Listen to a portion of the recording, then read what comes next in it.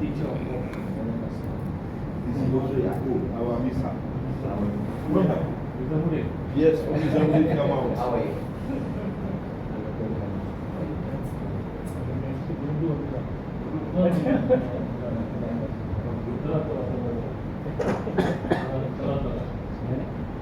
Nama Haji siapa ni?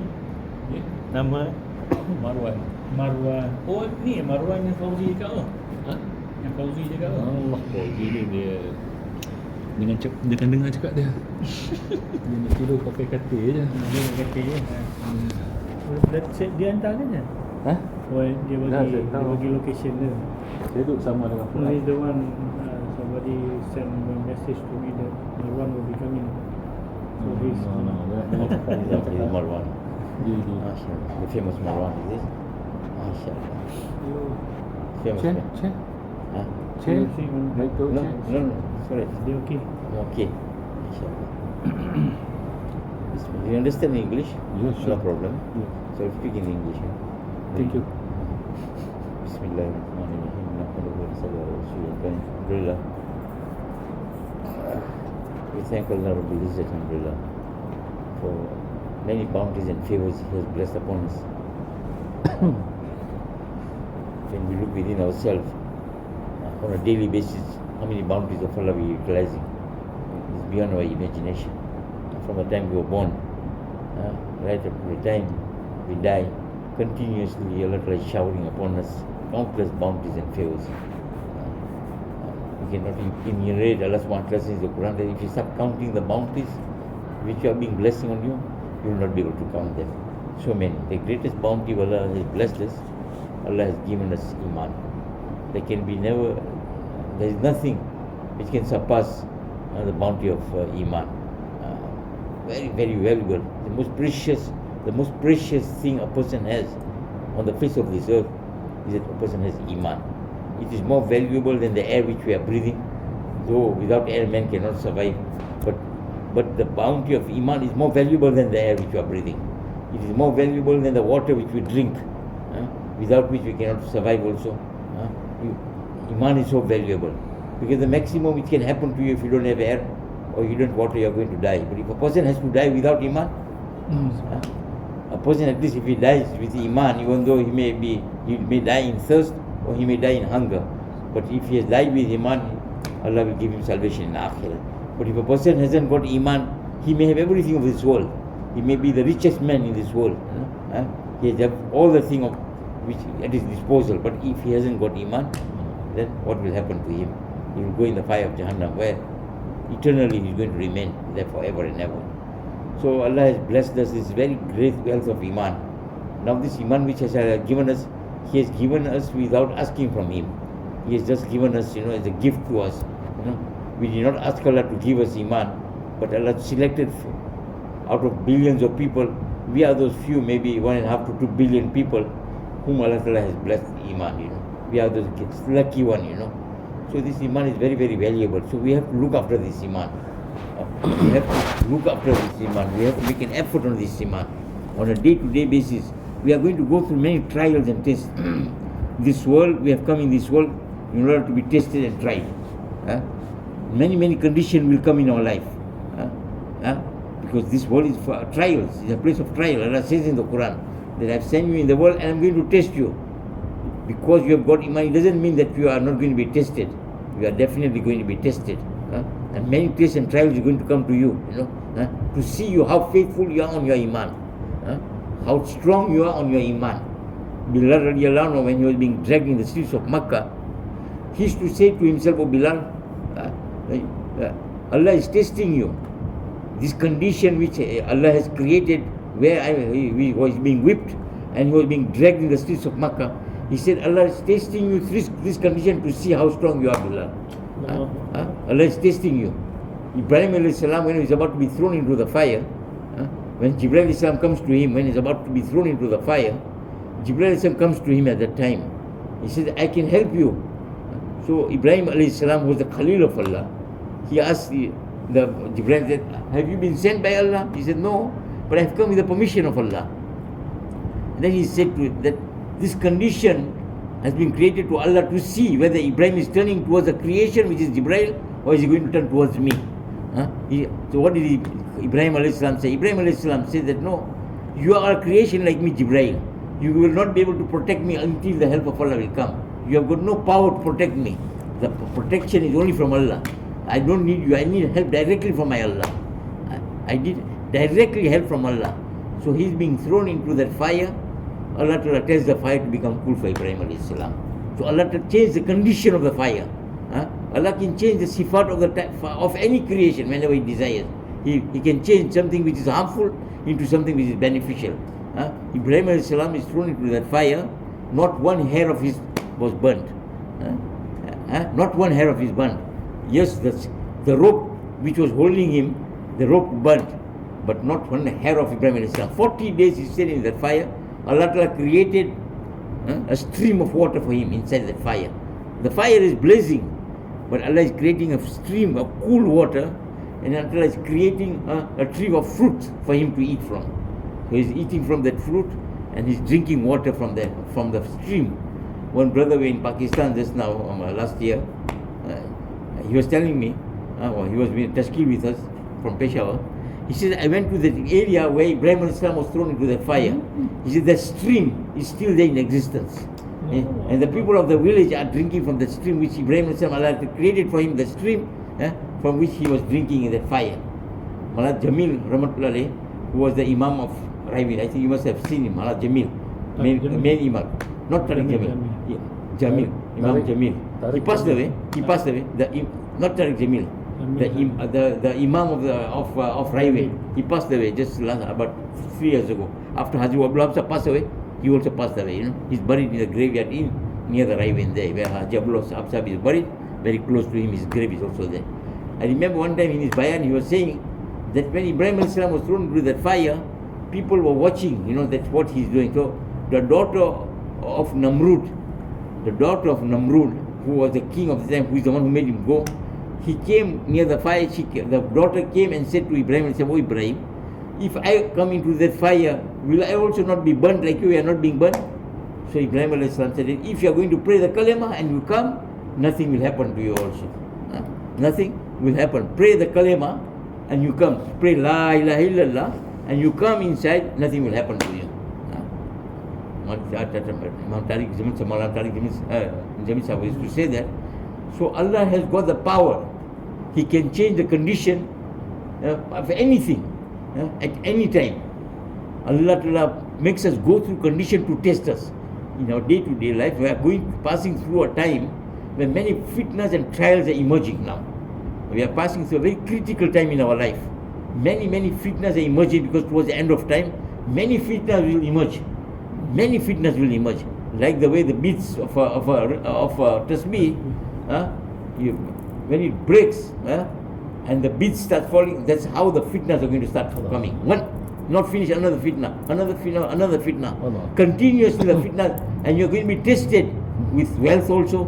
You will be tested with position and power also. You will be tested, women also. Many tests and trials are going to come in your life. Allah wants to test you now, to see how faithful and how strong you are. How faithful and how strong you are on your iman.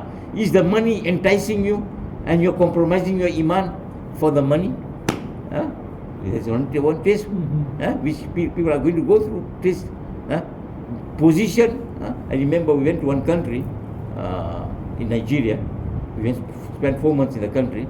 So Nigeria is a very big country, big Muslim population there, 60%, maybe 70%. It's an African country. Many universities there. Majority of Muslim university belongs to the Christians there. So government university also more than 100 universities for government. Christian 150, Muslim very few, about 20, about like that very. So because the Muslim population is big, there's no place in the Muslim university, there's no place in the government university, so they have to go into a Christian university. Now when they go in the Christian university, they get indoctrinated there, A lot of them, they've come out from there.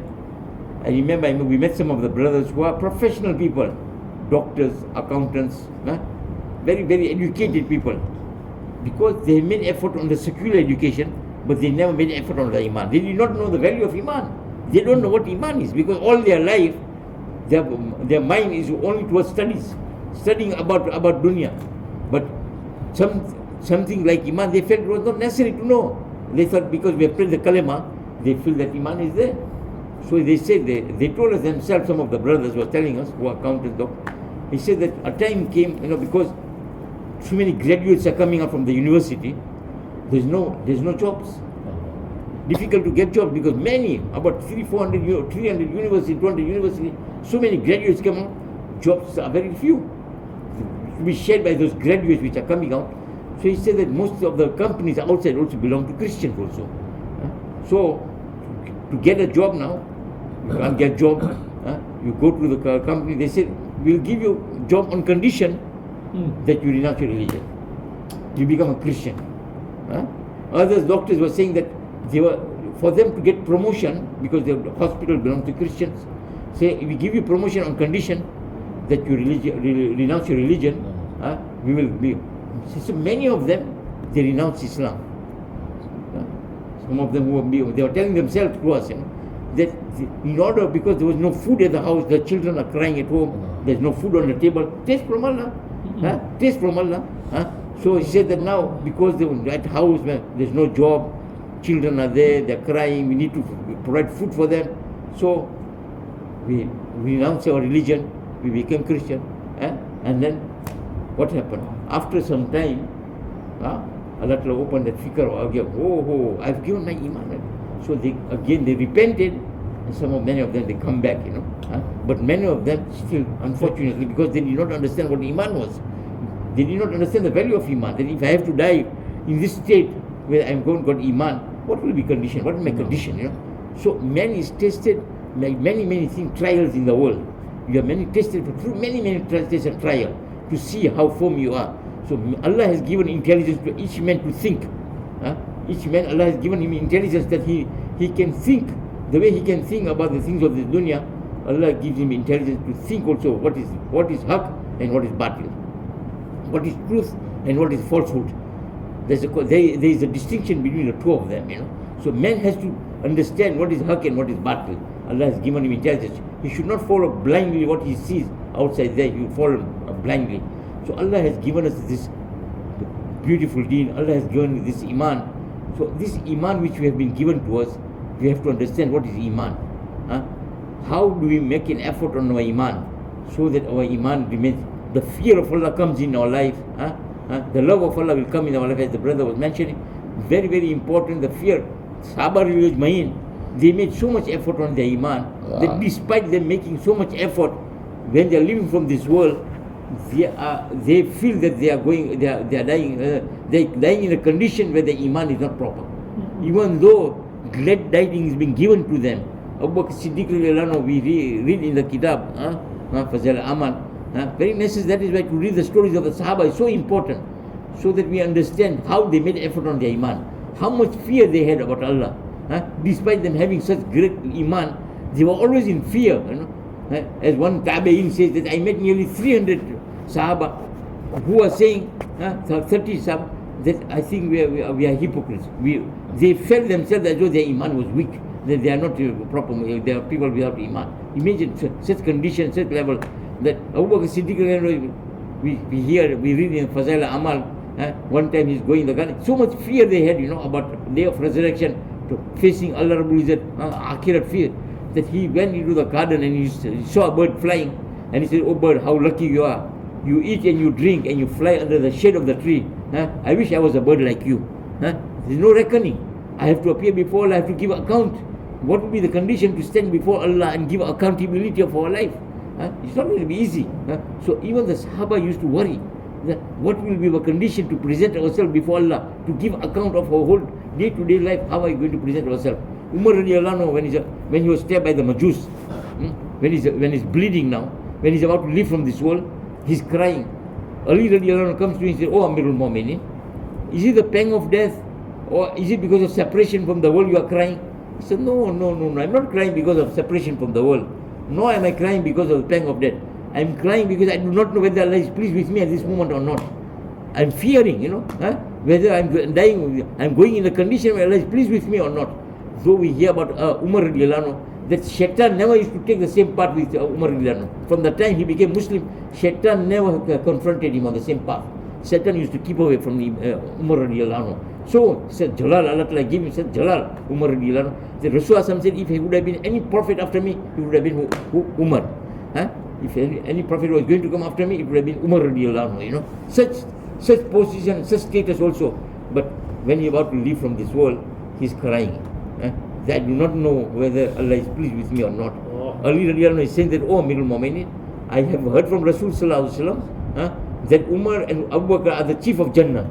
He said, Ali, are you going to be my witness on the day of the resurrection? He said, yes, Amirul Mu'minin. Not only me, my son Hassan also will be the witness on the day of in front of Allah Rabbul Izzat. So such fear they had Sahaba in mind, despite them having such effort they made on deen, you know. They sacrificed their life for the sake of deen of Allah Rabbul Izzat. But despite that, the fear of Allah was so much in them, each one of the Sahaba, so much fear, you know, that presentation themselves before Allah Rabbul Izzat, that fear and worry and concern. And this only comes according to the level of Iman. The fear will come depending on how much you make an effort on your Iman. That is when the fear will come in. If a person doesn't make effort on his Iman, the fear will not be there. He will make wrong things, he will not even fear Allah, that Allah is standing in front of me, Allah is watching me, Allah knows what is in my heart and my mind. But Sahaba made so much effort on their Iman that there was always constant fear of Allah in their heart. Constant fear, you know. They would not do anything which would make displeasure. He said Sahaba would give their life, but they would not break one commandment of Allah. They would give their life, but they would not allow one commandment of Allah being broken. They would they sacrifice all their wealth, but they would not allow one commandment of Allah being broken. Imagine what level of Iman they reached. What level of Iman they have reached. What effort they must have made on their Iman that they reached to such a level they could not break any commandment of Allah. What effort must have made. How much sacrifice they must have made on their desires. Everyone has desires. We have nafs, we have desires, you know. But they sacrificed every desire of theirs to please Allah Rabbul Izzat. They had to sacrifice their family. They were prepared to sacrifice their family. They were prepared to sacrifice them. When they were making hijrat from Makkah to Medina, Suhaib radiallahu anhu, we read in Fazail Amal, Suhaib radiallahu anhu now confronted by the enemies, block him from going to Makkah to Medina. So what did he tell those people? Okay, let me go. I will give you away all the money which I have got. I have buried it at such and such a place. You can take all that money. And when he made slaves, you can take possession of this. But let me go. Whatever investment he had all his life, he gave away everything. He gave away everything, you know, for the sake of making hijrah, so that he can develop his iman by staying in the company of Rasulullah. As soon as he enters into Kuba, what did Rasul say? Great bargain. Also, great bargain. Allah had revealed an ayat for him. What compromise he made? What compromise he made? One Sahabi we know, he's making hijrah with his wife and his child. And the people of the tribe, they snatch away the girl, and the other tribe, they snatch away the child. So the Sahaba, his wife has been taken away by the family of the girl, and his child also taken away from him. Mother, son, and father separated from each other. But the Sahaba did not mind. He was prepared to leave his wife.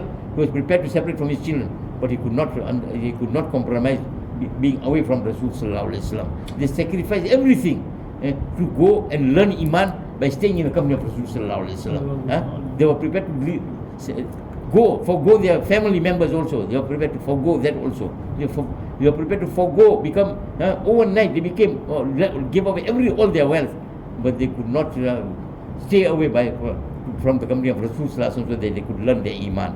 So each one of the Sahaba, when you look at them, what type of sacrifice they made for this deen. They also had to go through many trials and tests in their life. Many tests and trials came to the Sahaba al-Ajmain, but they passed in every one of their tests. Every one of their tests which was given to them, they passed in their tests. Any one of them. Khalid bin radiallahu anhu, what he used to say? Khalid radiallahu anhu used to say that if I take whatever sacrifice, he says that Khalid radiallahu anhu, there was not a portion on his body there is not a scar of a sword or an arrow on his body. Every whole portion of his body, there was scar of swords or arrow. Every portion of his body. What was he? What he used to say? our elders say that he used to say that let's make comparison of 2 days.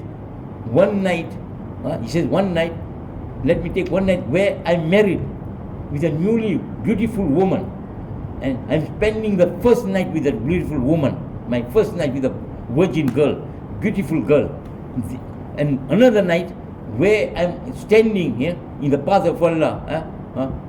It's raining very heavily. I mean, it's raining. It's very cold, and there's nothing to cover myself from the rain.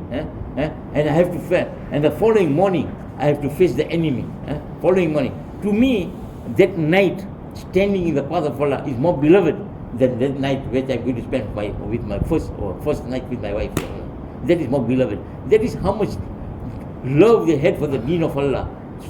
How much they sacrificed all their desires, whatever desires they had, everything they compromised all their desires for the sake of acquiring iman. For acquiring iman, so man has to make a lot of sacrifice in order to acquire iman. Man has been tested in different ways in order to test the condition of his iman. So Sahaba's story is a very good lesson for us to learn from. That is why we have to look at the stories of the Sahaba to see whatever said. That's why Abdul Rahman bin Auf radiyallahu anhu, what he used to say, that Islam in the beginning was like a stranger. People did not know about Islam.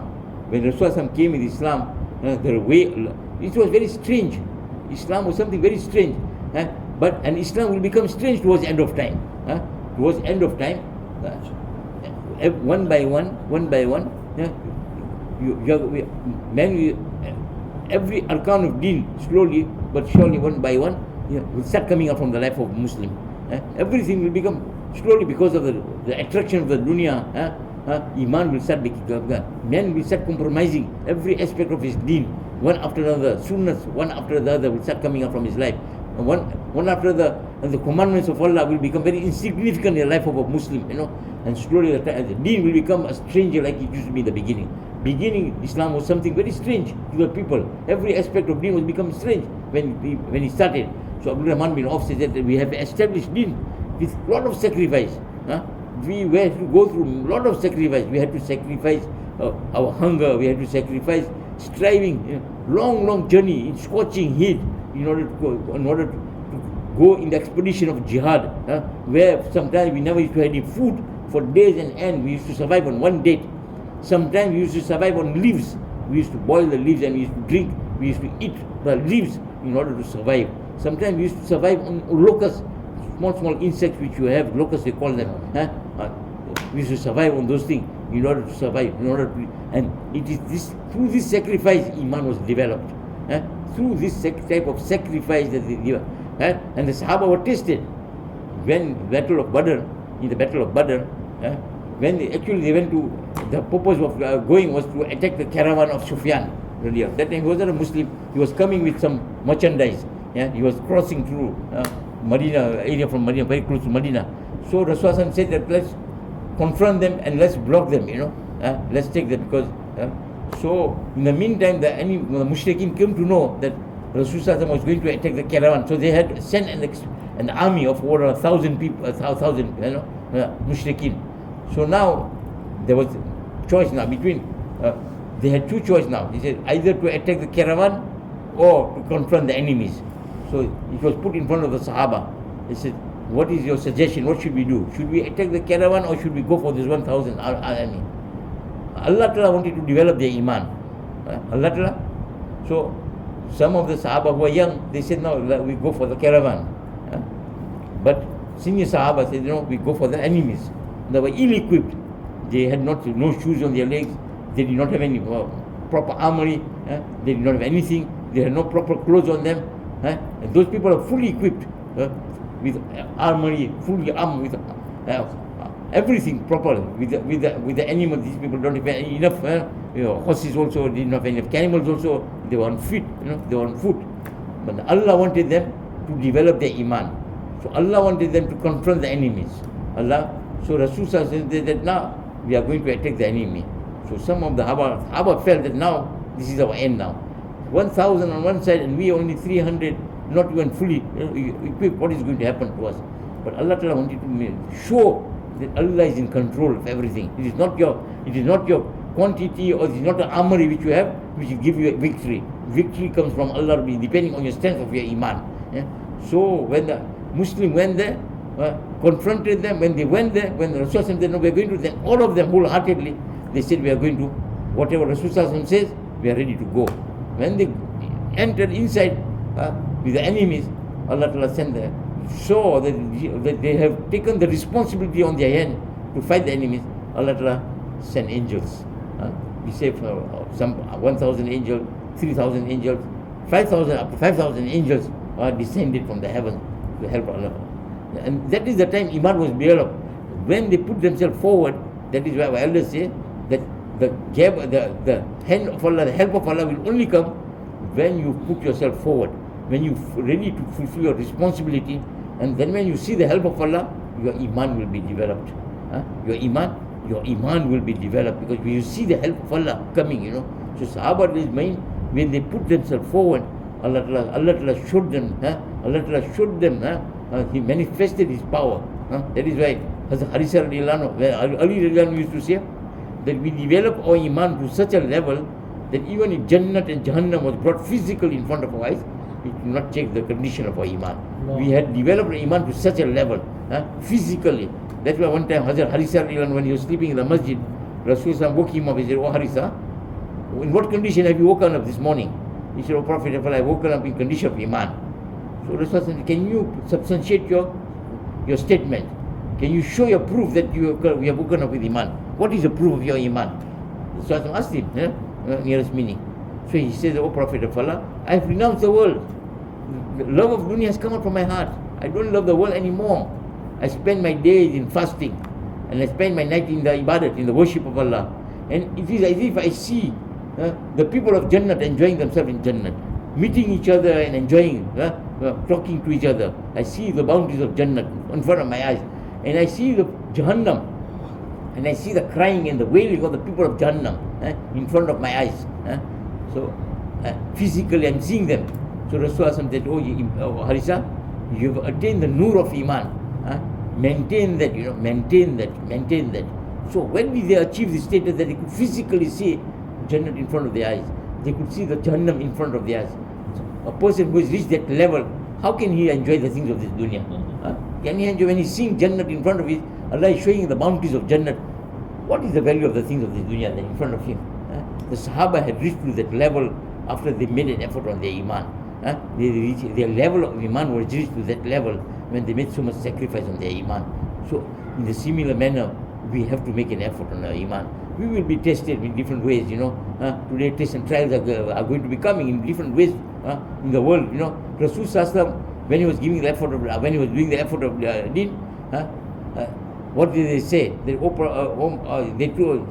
did the Mushrikeen tell him? Mushrikeen of Makkah.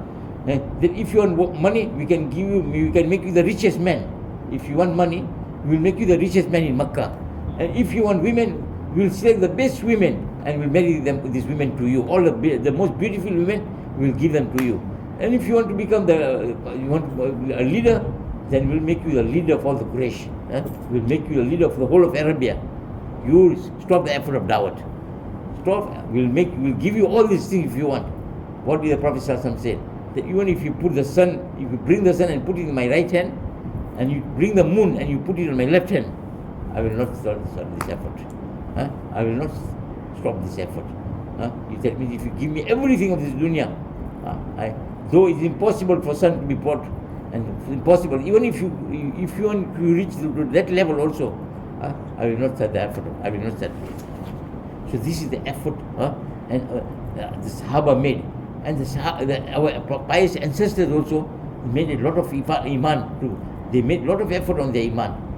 Some of our Masjid Malana Saint Kansab, you must have known him, Saint Kansab. He was the Amir of Medina, Saudi Arabia. You must have met, some of you met. He was one of the companions of Maulana Ilyas Rahmatullah in the early period, from the early period. One of the Pakistan Jamat was mentioning his story about him.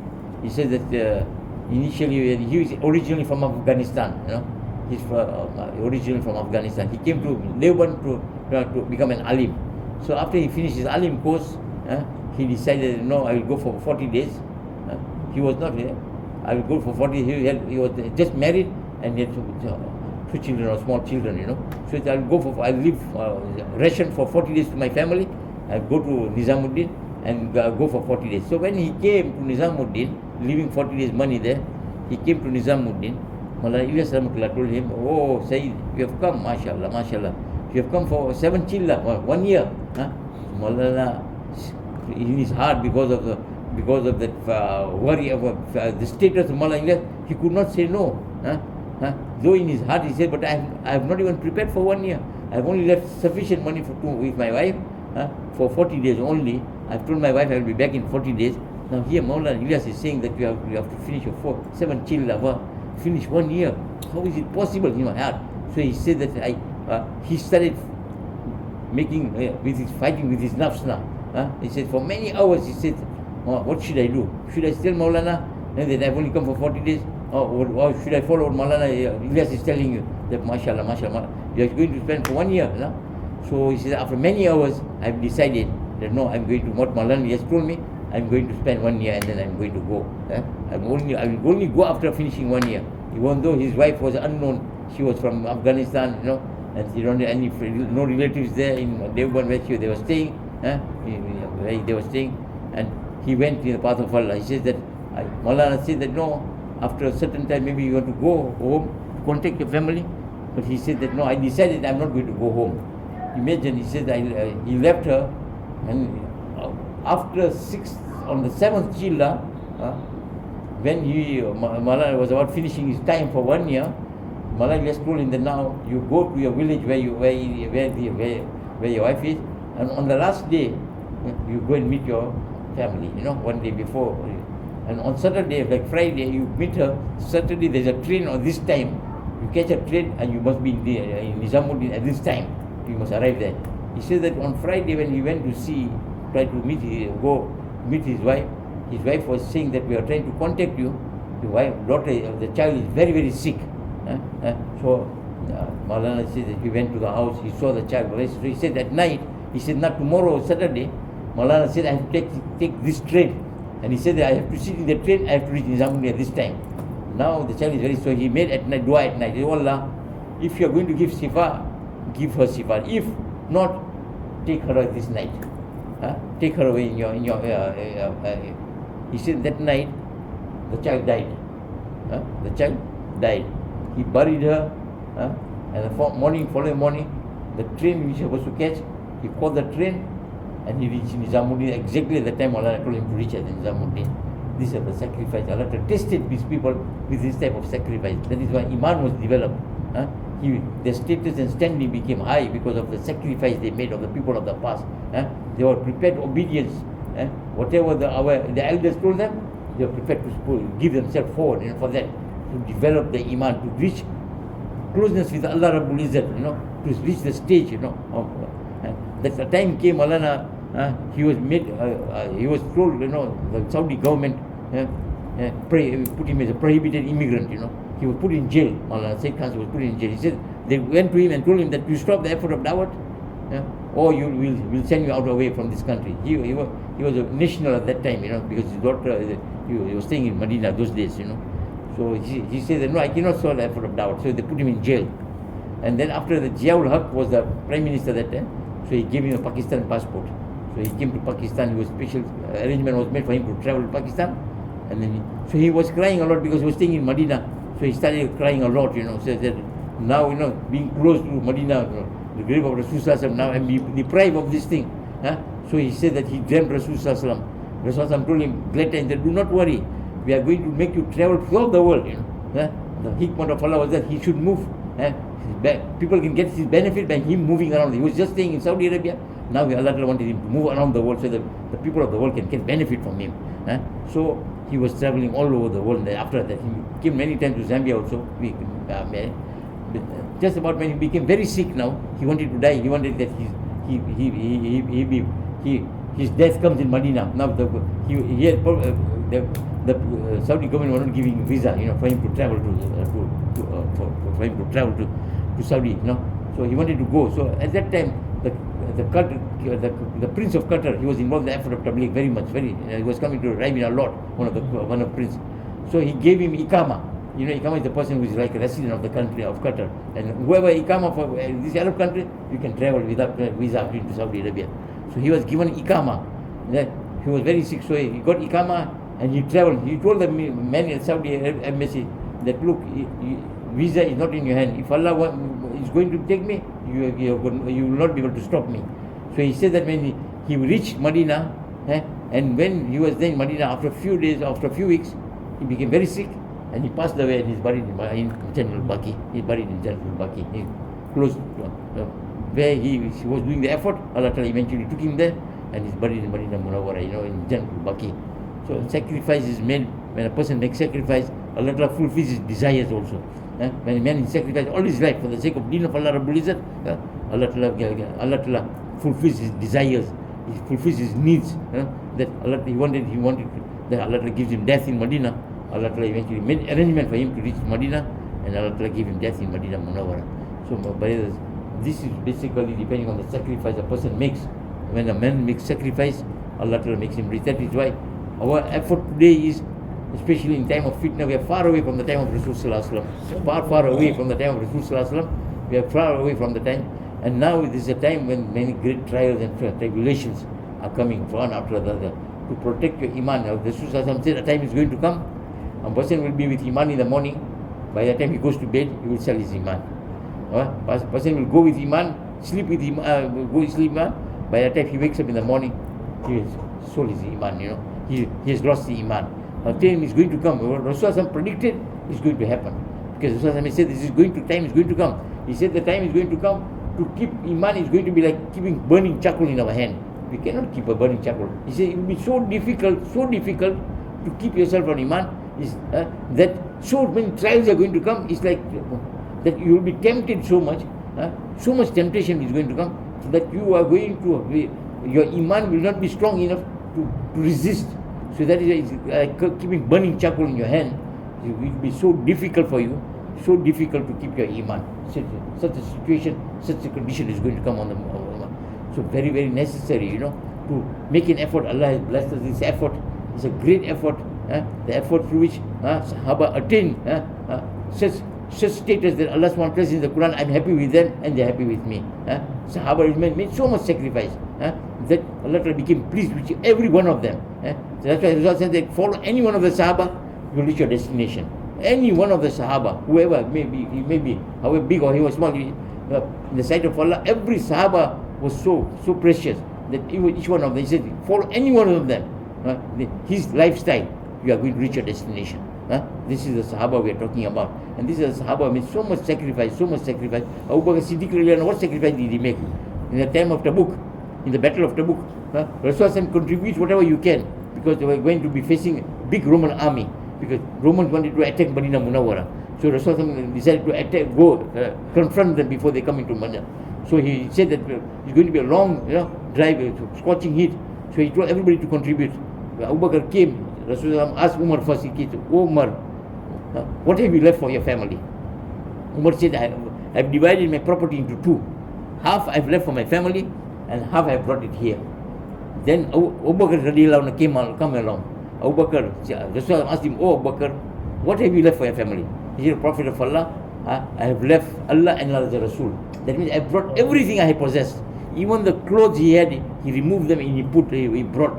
And he put on a coarse cloth, and in order to hold as a button, he put a thorns, to hold the cloth together. Imagine. So Allah SWT became so pleased. Allah sent salam to him. Who sent salam? Allah sent salam. Only two people get salam from Allah Rabbul Izzat. Who? Two people? Two people? Hazrat Khadija radiallahu anha. Special salam from Allah. And special salam to Abu Bakr. Only two people given salam. By Allah directly, Jibreel Islam came and he said that Allah is sending salam to you, Abu Bakr. Told Rasul. So Abu Bakr, when he was told that salam has been sent, he started crying. He said, Allah is sending salam to me? He said, yes, Allah has sent salam to you.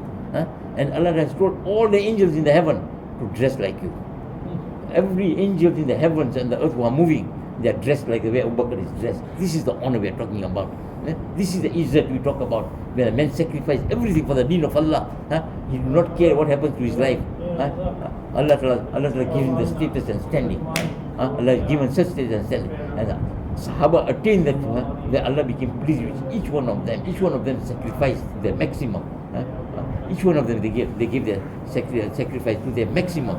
Bilal radiallahu anhu, you know what sacrifice he made? He was made the muezzin. And Bilal radiallahu anhu, he was an Abyssinian man, a black man. But what status did he have? What status Allah gave him? He said when they conquered Makkah, first person to give azan in Masjid Nabi was Bilal radiallahu anhu. When they reached Makkah, when they conquered Makkah, and they wanted when Rasulullah destroyed all the idols, he told, whom did he tell to give out azan? First person to give azan. He said, he told Bilal, he said, oh Bilal, climb on top of the Kaaba and give out the azan. So what status is being given? Everybody at that time desired that Rasulullah tells me to give out the azan. But he did not tell anybody. There were big Quraysh, all the big people there. The people like Abu Bakr, Umar, all of the big people, Sahaba were there. But he told Bilal, he said, Bilal, climb on top of the Kaaba and give out the azan. When they conquered Masjid al-Aqsa, in the time of Umar radiallahu anhu, so when they cleaned, because the Masjid al-Aqsa was very dirty, they cleaned everything. Then Umar radiallahu anhu said, where is Bilal? Bilal was that time he was staying in Damascus, so he was there, the part of Syria, Palestine was part of Syria. So Bilal was called. He said, give out the azan. So all the main places, the first azan was called out by who? Bilal radiallahu anhu. Why? He was a man who had nothing. He was a slave. But because of his sacrifice, Allah gave him such honor, such status, that he would call out azan at all the main places. All these places, Bilal radiallahu anhu. And first person to enter Jannat with Rasul Sallallahu Alaihi Wasallam's horse, animal will be Bilal. Holding the rein, Rasul Sallallahu Alaihi Wasallam will be on the animal. And the animal will be taken into the Jannat by Bilal radiallahu anhu. So this is the honor we are talking about. Such honor, such status, Allah Ta'ala gave when Sa'd bin Mu'adh radiallahu anhu, when he passed away. Allah Ta'ala, 70,000 angels came for the janazah. Rasul Sallallahu Alaihi Wasallam said there's so many angels, there's no place in the room for anybody to sit. So many angels have come for the janazah of Sa'd. And the ursh of Allah SWT shook at the time when the death of Sa'd bin Mu'adh Ansari radiallahu anhu. He said the ursh of Allah shook. Such honor was being given to people who give sacrifice for the deen of Allah Rabbul Izzat. Such sacrifice was given. And each one of the Sahaba gave such sacrifice. Allah gave them honor in dunya also.